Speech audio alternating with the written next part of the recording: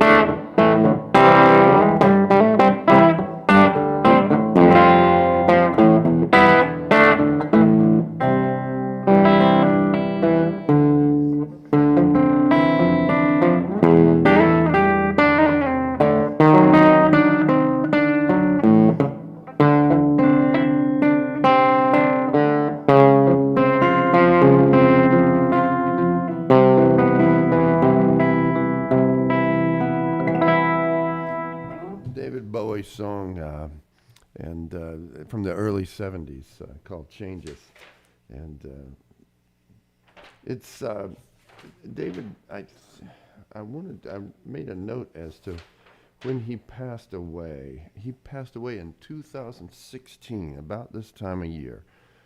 So I was just I worked that arrangement up right after I got the news, and I just thought, that's a song that epitomizes the new year. We all endeavor to make changes in our life around this time of year. Of course, everybody signs up for the Pilates or the yoga classes and that kind of thing. Um, what's your resolution? Just in a line or two. I'd love to know what you guys plan to do with yourself that's a little bit different. The thing that concerns me all the time is just relevance. I'm trying to do relevant work, and you might wonder, well, you're just playing cover songs here. Well, that's part of what I do, but it's not just cover songs. I'm trying to do these things in my own way, and I learned that from Richie Havens, which, by the way, I'm Walter Parks. This is Hymns and Hollers. It's a show that I try to do every Sunday at certain times of the year. We've done one every Sunday in December, and today, the first day of the new year. I'm pretty sure we're not going to be broadcasting in January. I'm going to be focusing on another musical project, and I just really need to keep the weekends free for some really intense recording, and I think you'll appreciate it in the end. I will miss having eggs and coffee with you.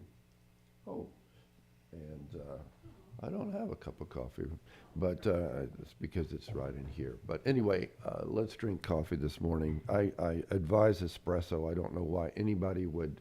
Actually, here's a little tip on savoring the music that I give to you on Sundays. If you drink espresso, the music sounds much better, and that's probably the way the Lord intended it on a Sunday.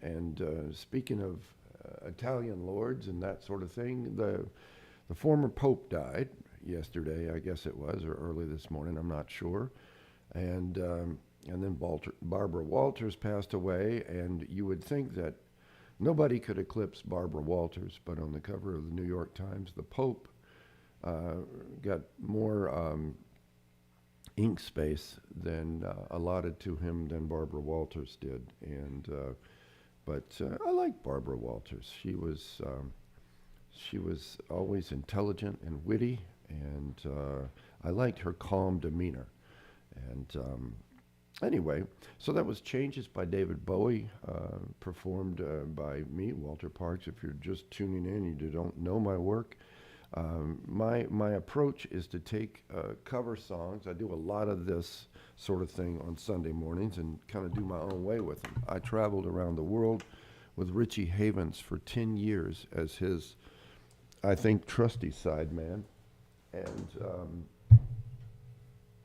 I learned from Richie that if you're going to do a song that's written by somebody else, you darn well should do it your own way. And so I'm trying to find a guitar. Yeah, this will do. This is one, I'm going to play one of my own songs, and you've heard me play it before. I love doing, music from the Southeast. It's where I grew up in Jacksonville, Florida. And,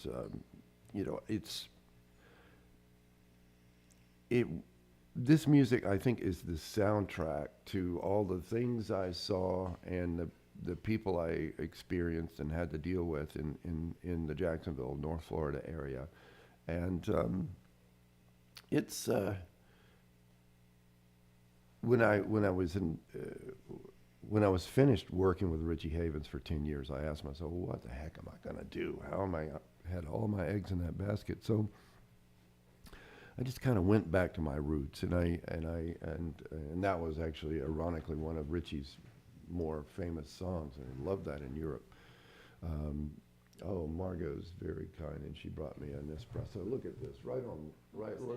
Let's just do it on the air here. Might get some cream on my mustache, but I'm so grateful for that cream. Hmm.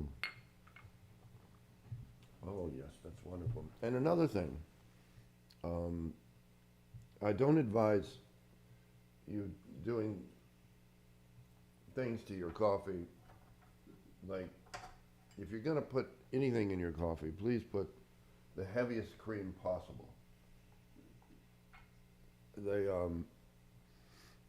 It's written in First Thespians book, the second book of Thespians, that the Lord does not want you to put 2% in your coffee. It is not.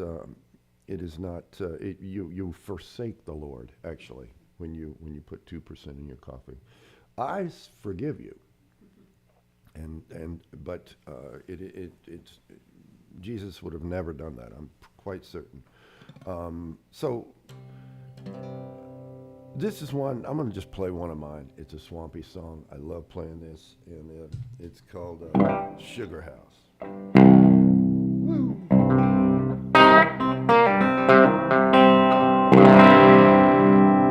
No. I'm not in the mood for that. I'm going to do Catfish. Catfish is an old Okefenokee swamp song. And that way I can get my stomp box going. I'll tell you about that in a second.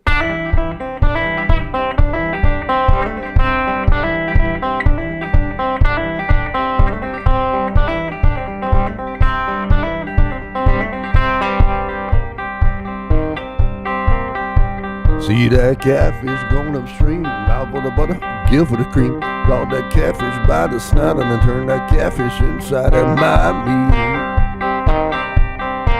Banjo sang my meat. Banjo sang.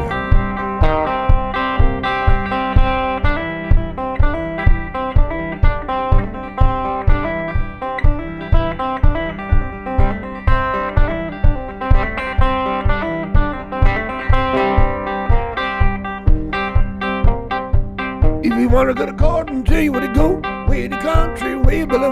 When you get there, the folks ain't home and the girls are macking the hair ain't come by me. Banjo sang money.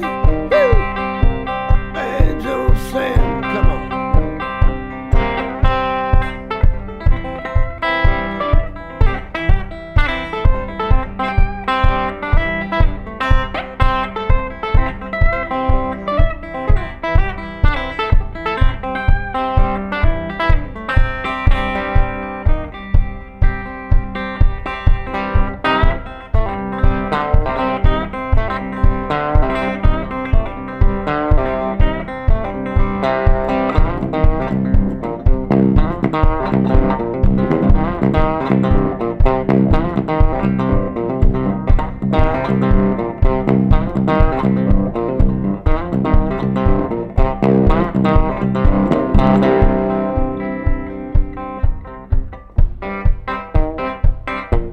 Jaybird sitting on a hickory limb, he looked at me and I at him. Picked up a rock and I hit him on the shin and he said, by golly, don't do that again. My me. Banjo sang money. Woo. Banjo sang, come on.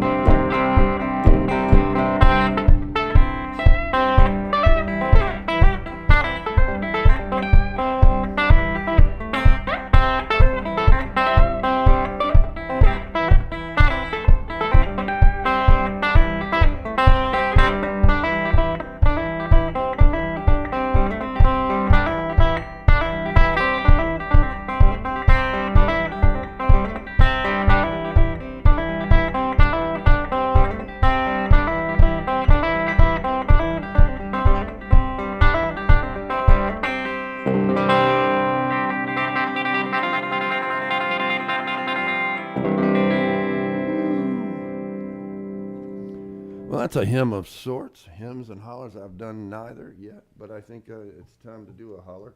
That was an old Okefenokee banjo song.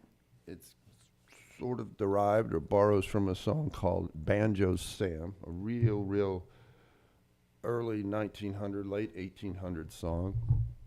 It circulated around the South, and but it's got some words that are particular to the Okefenokee Swamp in it. And I took those lyrics from a book that I found about the Okefenokee, written by Mr. Delma Presley, a professor at Georgia Southern University in Statesboro. I had the pleasure of sitting with Professor Presley and his wife in Statesboro. They made me a nice Southern lunch. I wish I had a picture of it, and I do have a picture, but I don't think Margot can find it. Don't worry about it. I didn't prepare that for you. But it was great getting to know people who had a similar fascination that I have to this swamp. And you know, I didn't live out in the swamp. Some people say, "Well, look at you. You've got your tuxedo on and you're coiffed and your fancy glasses. What do you have to? What's your commonality with the swamp?" I actually was asked that recently, playing in Louisville, Georgia, and they said, why, "We don't know who you are. Why are you singing music about the swamp?" And it was as if they were trying to validate me and vet me, so to speak. And I said, "Well, first of all, I used to camp out there when I was a Boy Scout, freeform camping a lot, and I did it as an adult before you needed to sign up and that kind of thing." You know, it just kind of got into me, and it was a location that provided me with it just musically inspired me. What was missing in the Okefenokee, in my opinion, was this music. It's not that the Okefenokee needs this music. I mean, I'm not saying that they need to put up speakers and play my songs. I'm just saying, in my head, when I'm canoeing through there, I'm hearing this music that I would later make and later put mostly into my group Swamp Cabbage. I can't explain it any other way, but you know, we need to write the soundtrack to our lives. I think as artists, that's what we do. And the my good friend James Nave, who's a writer in Taos, New Mexico, keeps reminding me, "Walt, the eye on the prize for you is being as real to yourself and true to yourself artistically as you possibly can. Don't worry about getting your name on the marquee and that kind of thing." The irony of it is, if you use all the trappings of fame and recognition as your beacon, you probably won't achieve that. But if you achieve staying on the beacon of trying to dredge out and unveil is a better concept, because I think it's already sculpted there for you. Just to unveil your truest artistic self. Keep at it. That's the best chance of marquee value. So my point is that I just had to play this music, and I'd like to know also how that relates to your New Year's resolution. Do you have any of those thoughts of trying to be your truest artistic self? So I'm going to take a look at the board real quick and see what people have been writing. I'm drinking espresso cafe. That's fantastic.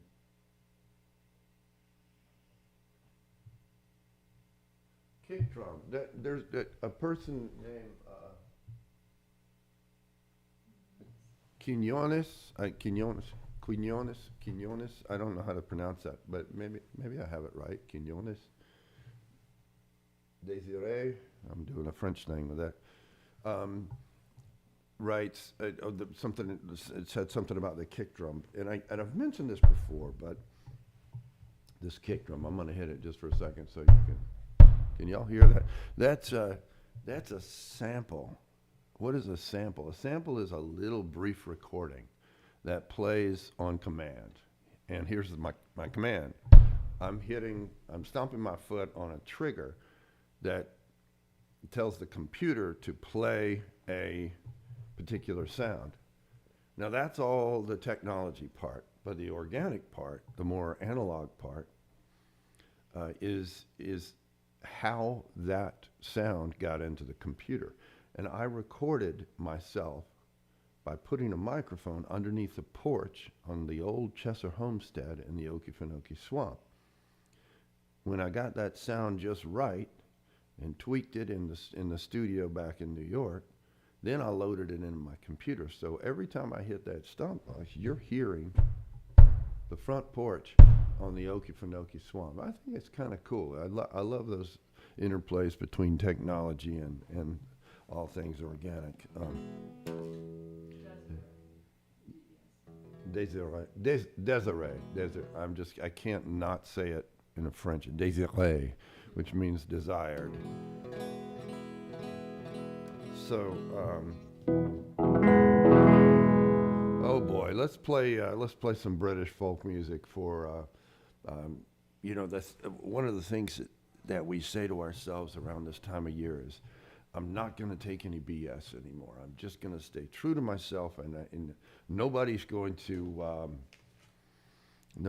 make me stray from doing what absolutely feels good. That's one of my resolutions. I just want to work with musicians and play music and be involved in projects that make me feel good. I'm just really tired of doing things because I feel like I should do them, and staying the course because I have all this momentum or history behind something. If the cast of characters is not making me feel good, it's time to say, hey, I want to find some cast of characters who do make me feel good. Because, I remember I look at pictures of myself when I was in my 20s, and I had a group called Sneakers, and we were playing in Jacksonville, Florida. And we would play Monday nights and draw 200 people to a club. Now, times are different now. We have the internet, and we have home movies and all that stuff, or Netflix and so on. So getting 200 people to a club to hear jazz music on a Monday night every week is maybe those days are gone, but it's just, I'm proud of that, and it was a time of my life to where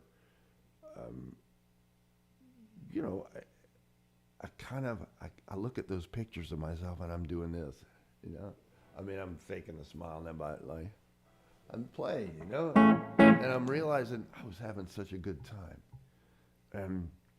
and I look at my pictures of myself now playing live, and I don't have that smile as much as I used to, and I want to get it back, but I'm not gonna get fooled again.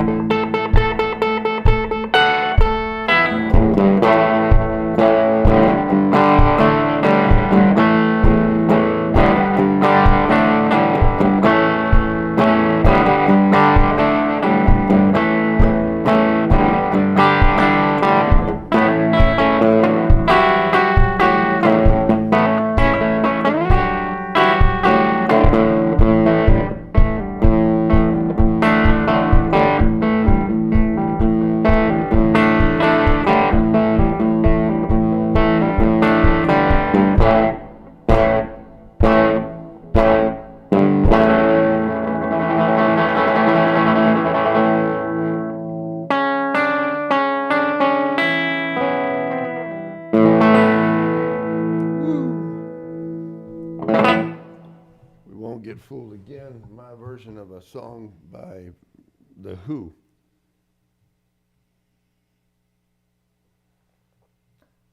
Which I do on my Swamp Cabbage record, Drum Roll Please. There might be a copy or two floating out there on eBay, but we don't have it available anymore. So come see me live. My name is Walter Parks, and I love performing live. It's really the essence of what I do. It's where the rubber meets the road, so to speak, and sometimes literally. And love to come to your town. Let's stay in touch, and you can talk to me or meet me on the website. There's a way to get in touch with the people who book me. I'm really interested in getting out west and doing some work out there, and also I want to tour, and I haven't done it in years, from San Diego all the way to Vancouver, and I just really love playing out in that neck of the woods. I was recently there in Carmel, did a private show, but I played mostly all this swampy stuff at the dance. And man, people were loving it. And it just gives me this sense of being pulled to that area. I want to play Monterey. I want to play Santa Cruz. I want to play San Francisco, of course, Eureka. I want to play Portland. I want to play Eugene. I want to play Seattle and all of those places, Bend, and even go out west to Pendleton and maybe put on a cowboy hat, playing the old rodeo. And so it's just pulling me, and I hope we can make that happen. But what I know is going to happen is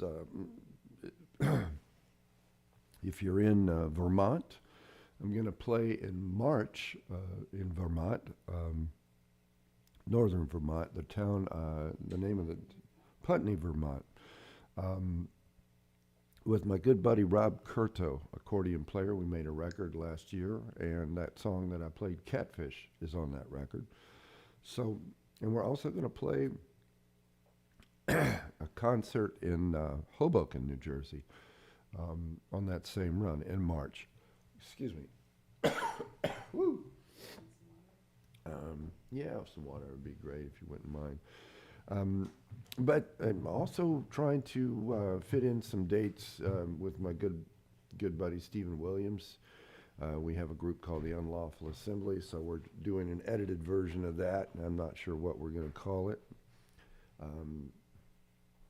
So that's a real surprise that I'm looking forward to, kind of thinking of taking that all the way down to Florida, and from New York down to Florida. So look for me in March or April with that. And so January and February, I'm going to be kind of holding up here in St. Louis doing some recording. Long overdue. Thank you, Margot.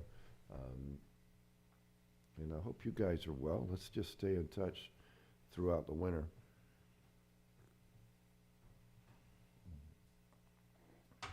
A song that I played with Stephen Williams in the Unlawful Assembly is really appropriate for this time of year. In the old days, you might not have had a calendar to say, okay, it's the solstice, let's go out and bang some drums and stand around like hippies around the fire and so on, or pagans, I should say. It wasn't that. But when you would see the sun start to change, the sun, I think this is the way it would work, or the way it would look, is when the sun, the place on the horizon that the sun sets starts to kind of go back in the other direction, so to speak, then you know the seasons are changing, and there are probably other ways, but that's the telltale everyday sign as long as you have the sun. So there's a song called "Follow the Drinking Gourd," and it's an old what they used to call Negro spirituals, and it was a code song, and it foretold of an escape.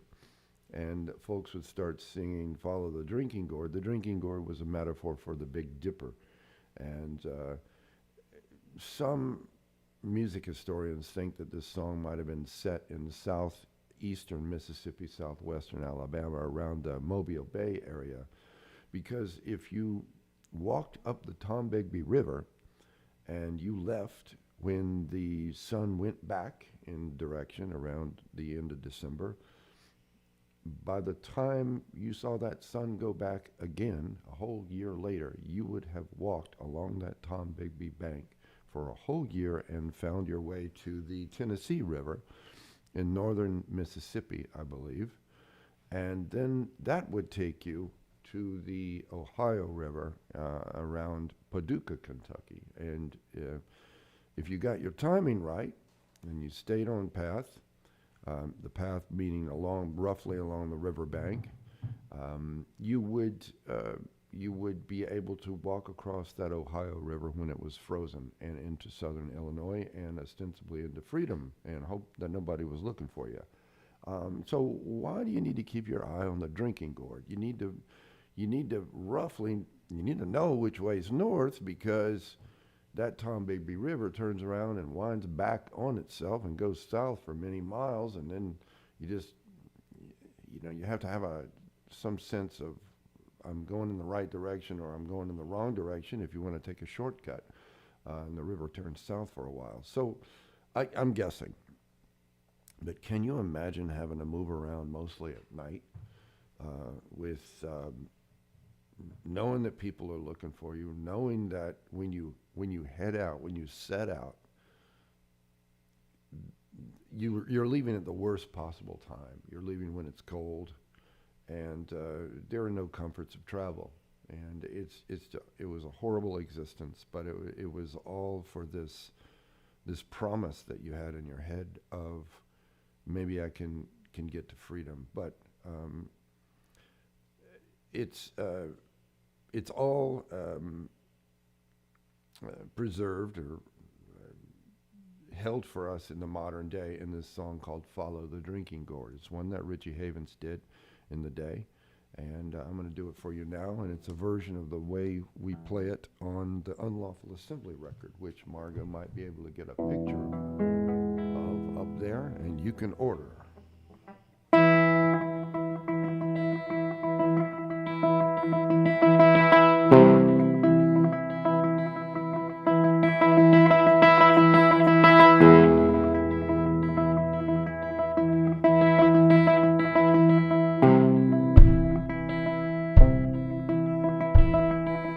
When the sun goes back and the first queen calls, follow the drinking gourd. There's an old man who's waiting to carry you to freedom. Follow the drinking gourd. Follow the drinking gourd. Follow the drinking gourd. There's an old man who's waiting to carry you to freedom. Follow the drinking gourd. Well, the river makes a mighty fine road. Follow the drinking gourd. A left foot, back foot, traveling on. Follow the drinking gourd. Follow the drinking gourd. Follow the drinking gourd. There's an old man who's waiting to carry you to freedom. Follow drinking gourd. Woo.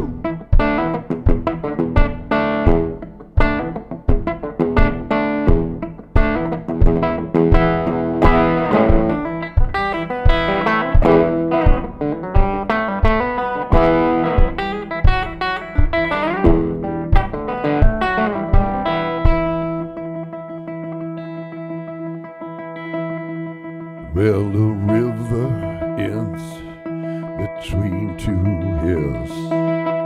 Follow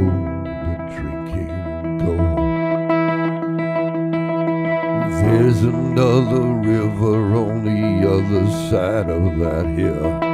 Follow the drinking gourd. Follow the drinking gourd. Follow the drinking gourd. There's an old man who's waiting to carry you to freedom. Follow the drinking gourd. There's an old man who's waiting to carry you to freedom. Follow the drinking gourd.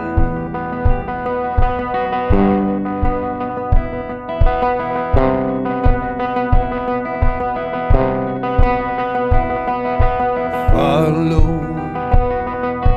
follow, follow the drinking gourd. Follow, follow, follow the drinking gourd. There's no man who's willing to carry you to freedom. Follow the drinking gourd. Follow, follow, follow the drinking gourd.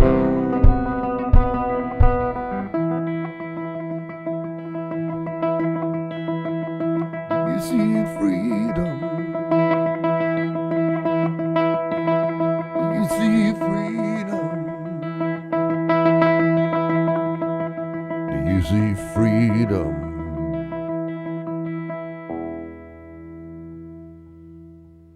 Wonderful song. I hope I came close to doing it justice.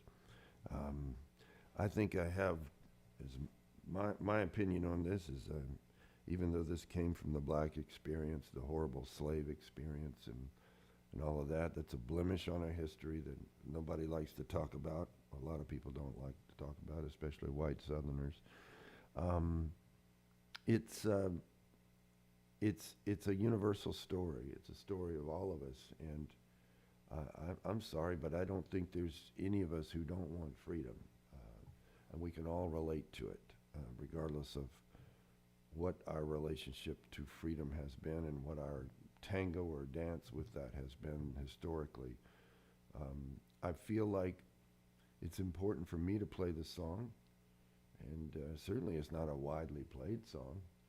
The subject matter is important for me to play. It's important for me to talk about, and freedom is not the province of any one particular color of people, in my opinion. I think all of us are striving for that freedom, that sense of, I'm myself. I can be my true self. And I feel like that's one of the things that the new year reminds us of. It's like a compass. It's our North Star. The new year says, how close to your true self are you being? And what can you do about it? I want to be relevant. But that's, some would say relevance. That's the province of comfortable people. Did the guy walking along the Tom Bigby River care about being relevant? In the sense that he wanted his work and his legacy to live on? Maybe not. Maybe he felt that he was doing this for all the people who would come up behind him. Maybe he had the big picture in mind. But at the very least, what he did was a precursor to all those who came behind him. And so even if you're not trying for a marquee value, so to speak, the irony is that even the guy who lives on the beach and goes up the tree to get the coconut can have world impact. How? I don't know. Maybe other people come to visit and they see this guy and that's his world. And maybe he's a touchstone to people and say, wow, I just want to be that guy. I want to be the metaphorical guy who goes up the coconut tree, chops the coconut off, eats it, and that's my day. Now, frankly, that would bore me to death. I talk about living the simple life, but as everybody who knows me reminds me, this would drive me crazy. But regardless, these are all just musings, and for the most part, musings of a very comfortable life, which I'm grateful for. The concept of relevance. I'm happy that I have guitars, electric guitars, a beautiful wife, dogs, a house, a roof over my head, and so on, to even be concerned about relevance. But the reason I'm concerned about these things is because of all the toil. Yes, there was a bad mark on history, and there were some terrible things that happened along the way, but people suffered greatly to make the comfortable life that most of us and many of us have in this country. And I'm very, very grateful for what they've done, and we're trying to make things right in the present day. We're trying to be better, and we're not just being better out of the benevolence of our hearts. We're being better because people have decided they're not going to take the BS anymore, and they've stood up and they've said, we're forcing you to take a different look at the way you've done things in this world. And that's okay. And you know what? We're all better for it. And it's all up to us to examine ourselves and say, have we done the most we can do to help our fellow man? And that's all I'm going to say on the preaching part. But that's relevance. We can be relevant on a world level, but yet the act that gets us on that world level can just be neighborly, because it spreads. So what we've done today is I played a David Bowie song, Changes, played The Who's Won't Get Fooled Again, played Follow the Drinking Gourd, I played Auld Lang Syne, and Catfish, yeah, from the Okefenokee Swamp. I feel like doing a holler. I call it hymns and hollers, and I've done neither at this point. So this is a kind of an effect that I developed on stage, and I remember the night I did it. I was playing at Shake Rag in Gainesville, Florida, and I started singing into my guitar, and I used the strings to reverberate, and I thought, when I sing out in the Okefenokee Swamp, as did the old folks, because I heard it on the tapes in the Library of Congress, there's this reverberation that happens, and it's because of the pine trees that have no lower branches. And I can sing into my guitar strings, which of course don't have branches, and they kind of act like those pine trees. So check this out.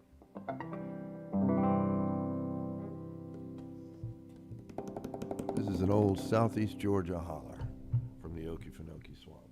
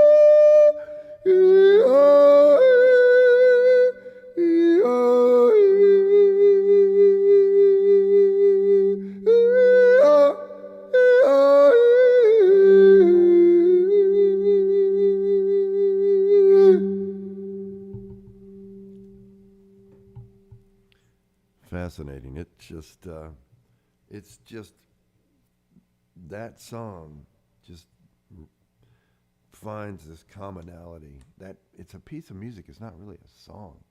It finds a commonality in so many people that I play it for. I remember playing it in the Spirit of the Swanee Park down in Florida, and I had grown men coming up to me, and they were crying, and they said, "My grandfather used to sing those hollers." And I got that holler from the Library of Congress tapes, and that was an old holler that a man named Tom Chester sang, and I pretty much sang it note for note there. And but Tom didn't have an electric guitar out there in the swamp, so that's what I'm trying to do, is kind of put a modern twist on this thing, as I'm doing with this one.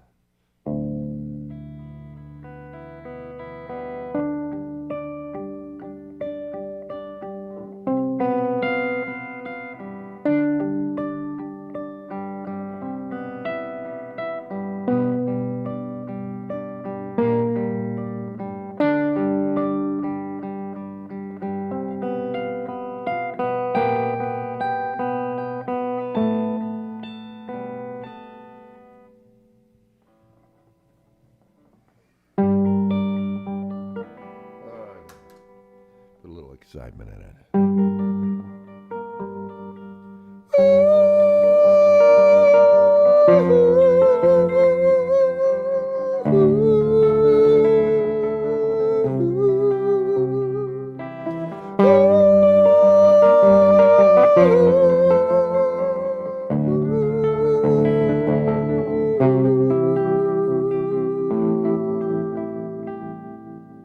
In the white room with black curtains near the station, black roof country, no gold pavements, tired starlings, silver horses round down moonbeams in your dark eyes. Dawn light smiles on you leaving my contempt. Are we in this place where the sun never shines? We in this place where the shadows run from themselves.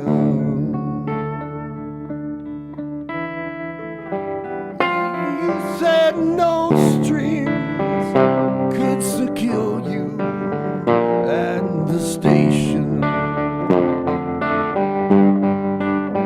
Platform tickets, restless diesels, goodbye windows.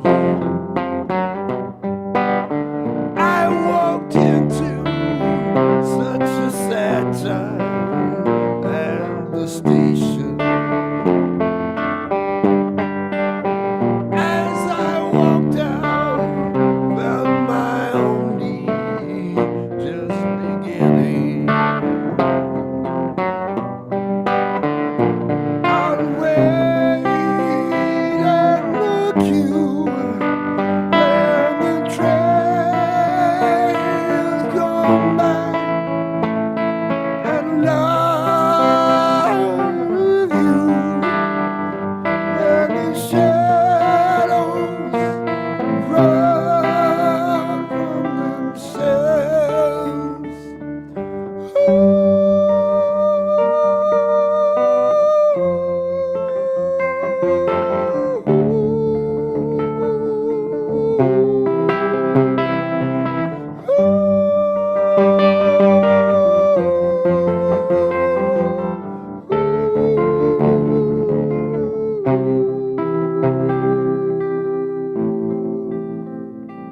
At the party, she was kindness in the hard crowd,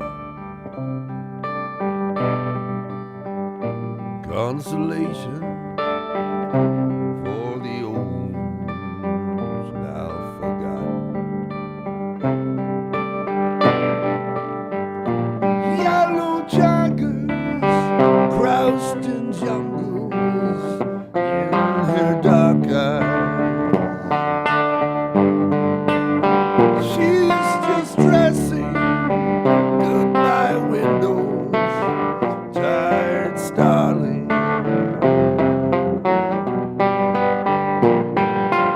sleep in this place with a lonely crowd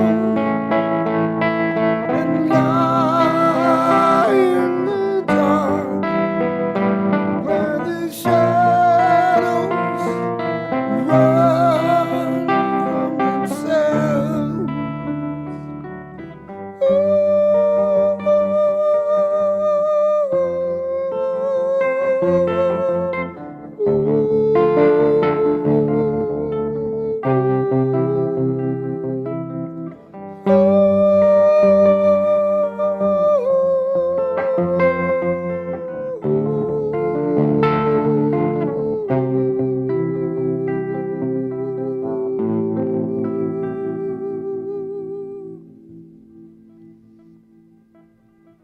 White Room by Cream. I did that on my solo. I rarely play that song.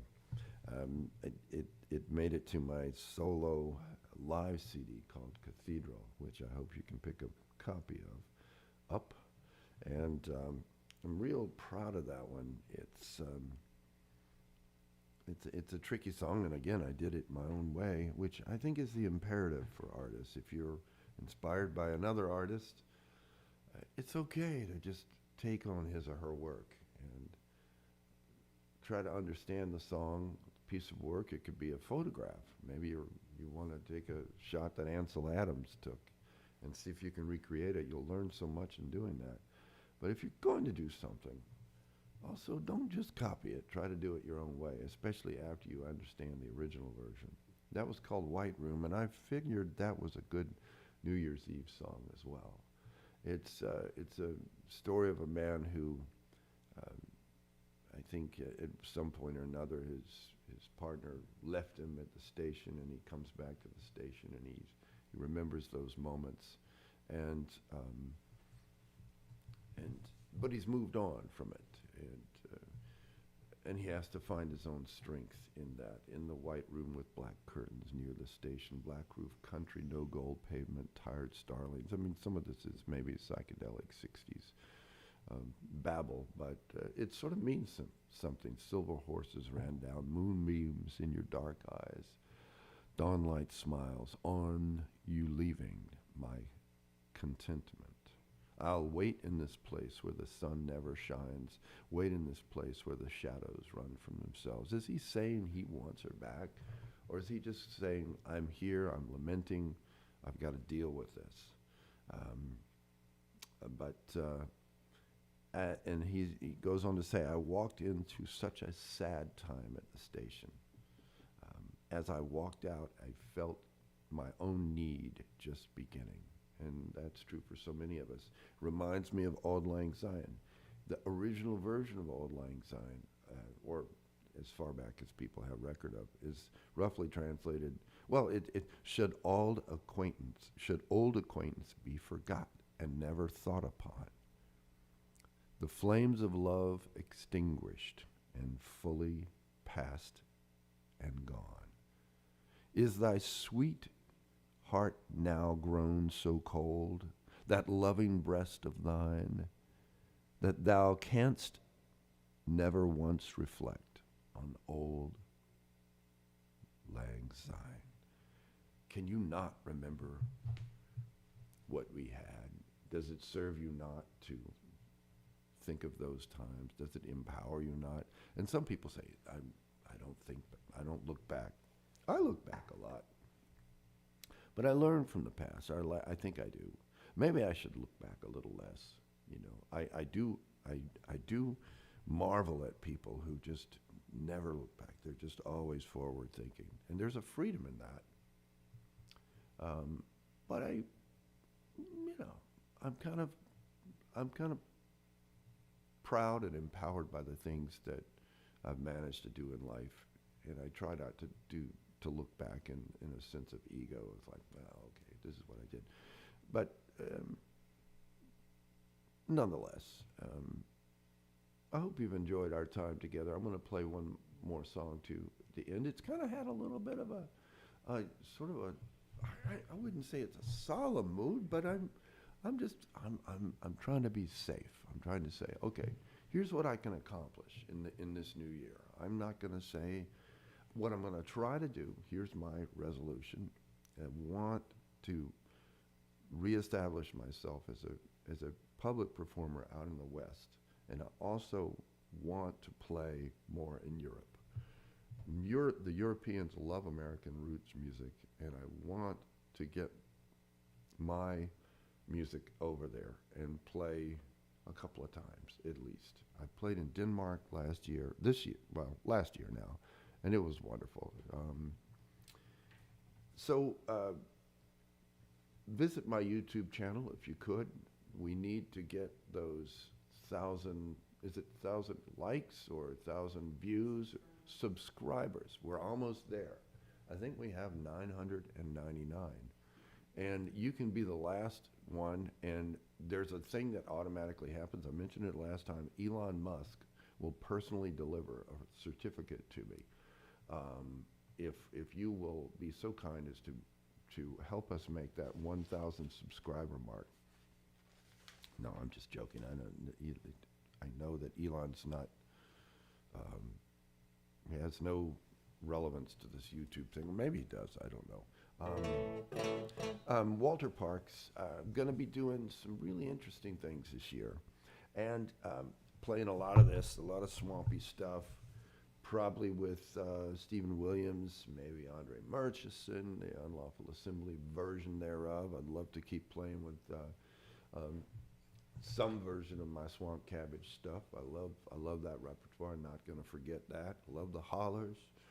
We're going to be doing hymns and hollers live. I'm going to be doing a kind of a show in April called James Bond versus Jesus, or Jesus versus James Bond, that contemplates via the old Christian hymns and James Bond music, kind of intertwined together, going back and forth, contemplates the concept of everlasting life and how we fantasize about that in music.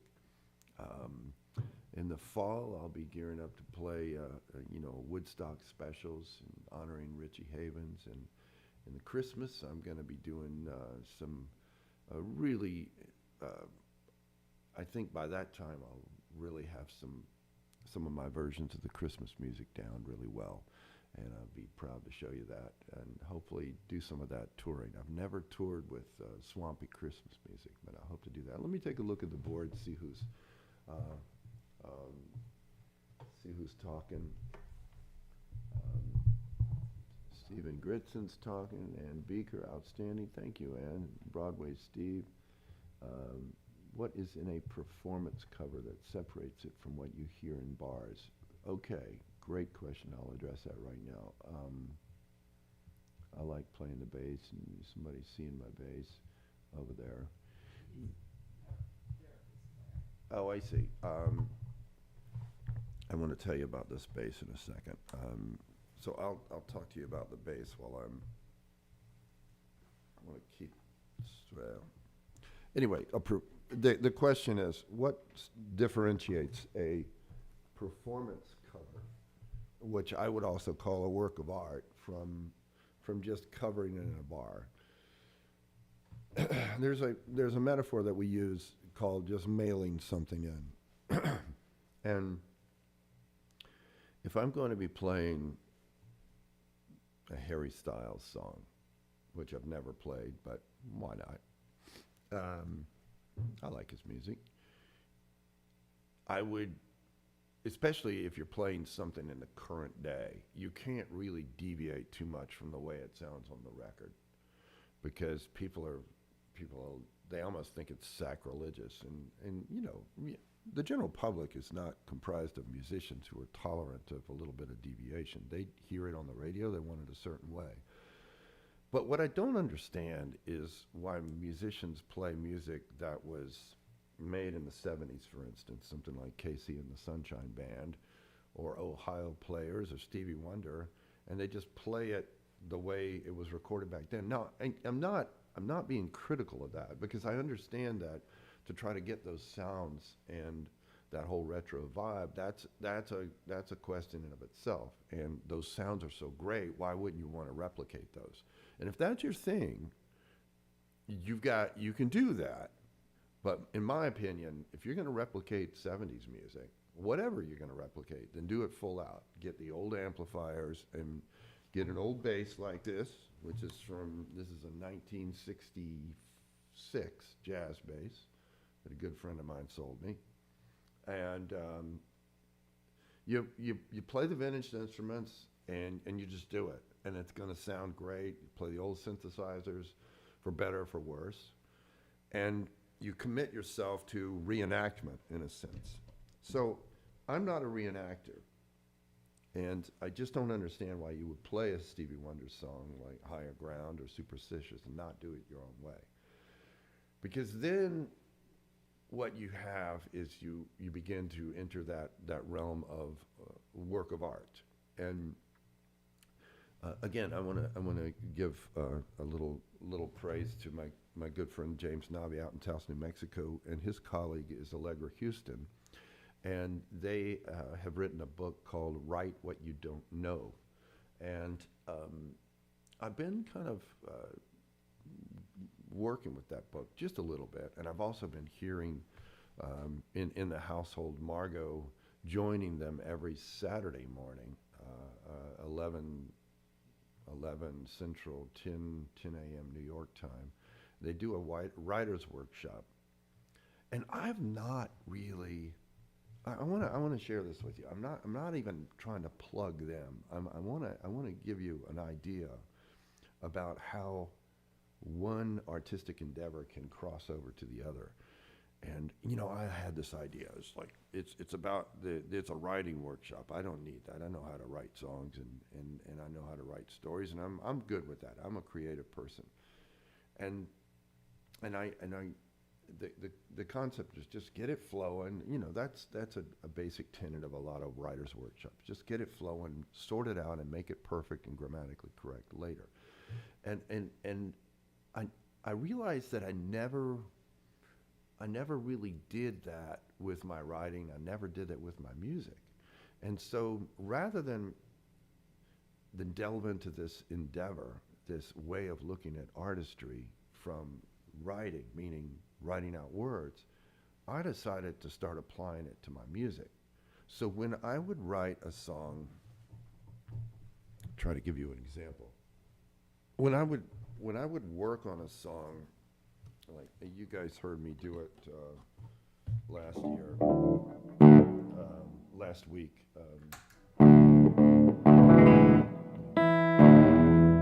Joy to the World. I'm just giving you an example. The song goes.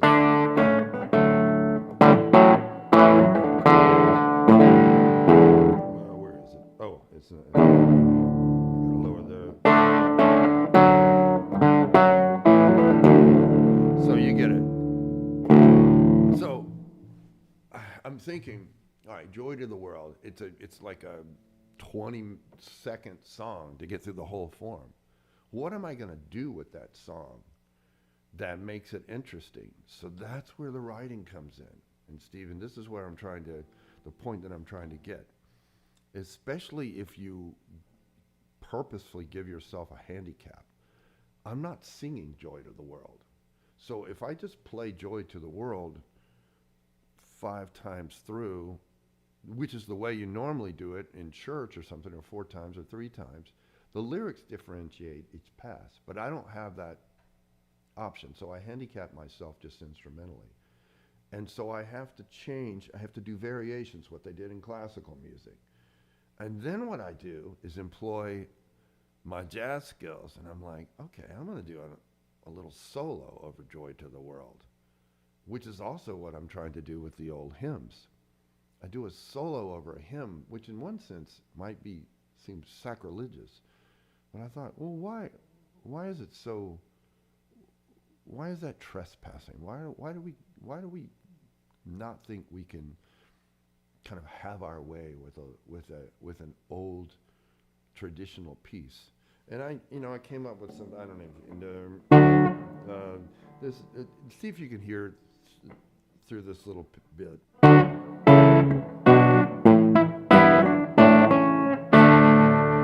So, bum, bum, ba-dum, ba, ba-da, ba-da, da, again.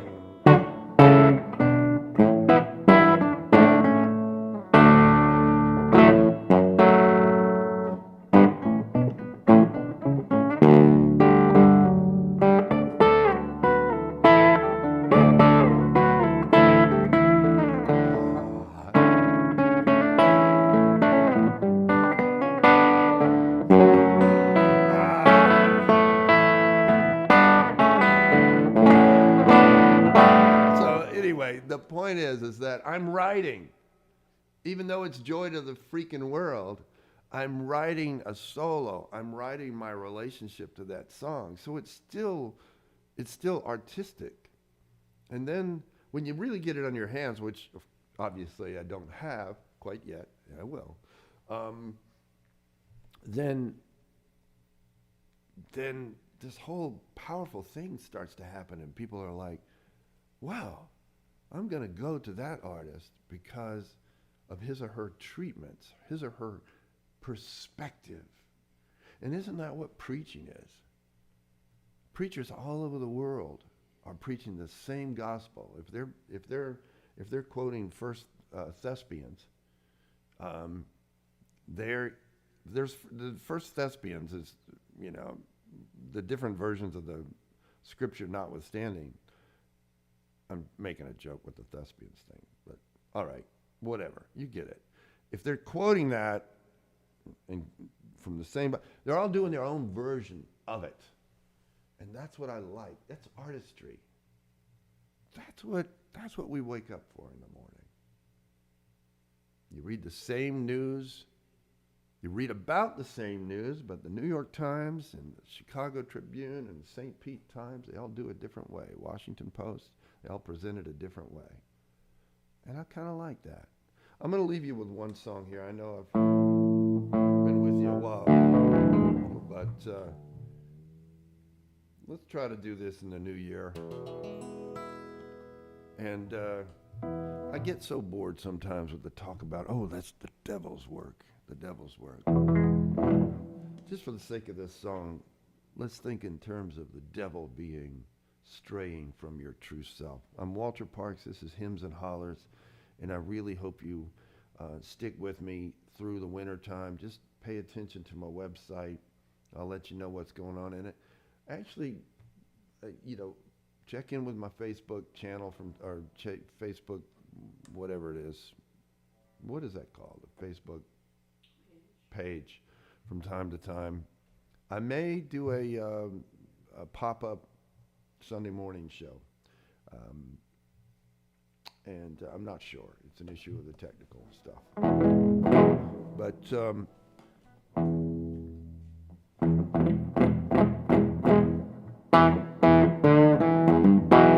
when people say, watch the devil, be careful of the devil, I'm just going to say that devil is you straying from your true self. Walter Parks, Hymns and Hollers.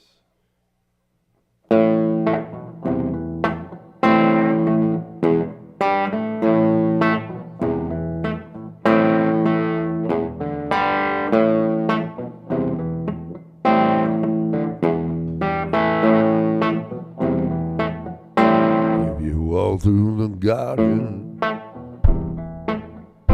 better watch your back. I beg your pardon. Walk the straight and narrow path. If you walk with Jesus, save your soul. You gotta keep the devil down in the hole. He's got the fire and the fury at his command. You don't have to worry. Just hold on to Jesus' hand. He will save from Satan.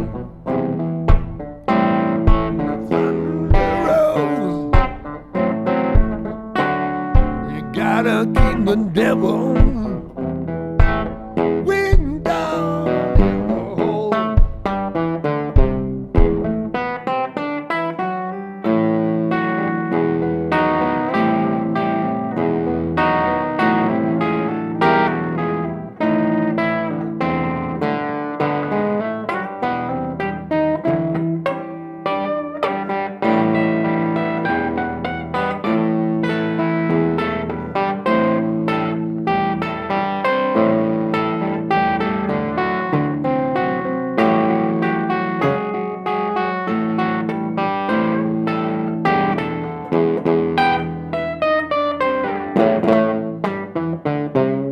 All the angels sing about Jesus' mighty song. They shield you with their wings, keep you close to the Lord. Don't pay heed to temptation, for his hands are so cold. You gotta keep the devil waiting down in the hole. You gotta keep the devil waiting down in the hole. You gotta keep the devil waiting down in the hole.